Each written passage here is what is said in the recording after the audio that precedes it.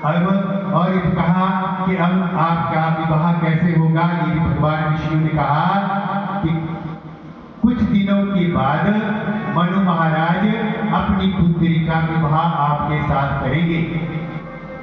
मनु महाराज अपनी पुत्री का विवाह आपके साथ करना चाहेंगे। आपको इनकार नहीं करना होगा। जब पत्नी होगी तो ही संतान होगी, इसलिए आपको विवाह करना अवश्य में होगा। भगवान विष्णु ने ये भी कहा।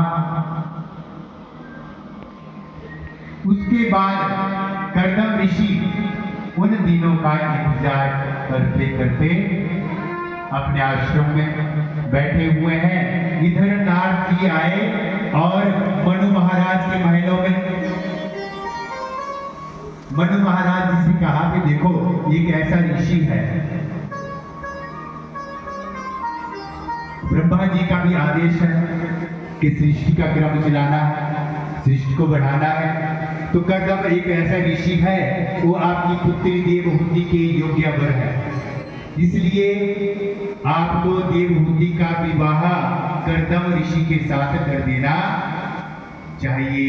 कर्दम ऋषि के साथ उसका विवाह कर देना चाहिए। वो वैसे भी विवाह की इच्छा रखते हैं, संतान को बढ़ाना चाहते हैं, ऐसा कुछ मत। यहाँ पर नारद जी ने मनु से कहा और मनु भी मान गए, देवहूति भी इस बात को मान जाती है। तो एक दिन क्या किया, मनु और शत्रुपा और साथ में देवहूति को लेकर के कर्दम ऋषि की ओर चल पड़ते हैं। कर्दम ऋषि का आश्रम में जैसे पहुंचते हैं, कर्दम ऋषि ने इनका बड़ा आदर सत्कार किया और बैठे। तो यहाँ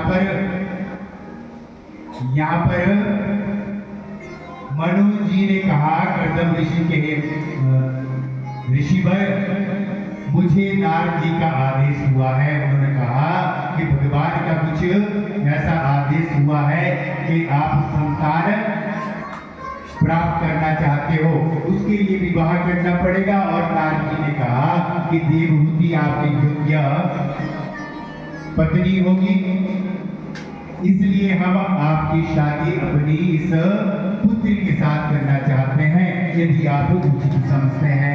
कर्दम ऋषि भी मान जाते हैं और विधिवत वहां पर देवहूति का विवाह कर्दम ऋषि से कर देते हैं। देवहूति का विवाह किससे हो गया? कर्दम ऋषि से। बोलो वृंदावन बिहारी लाल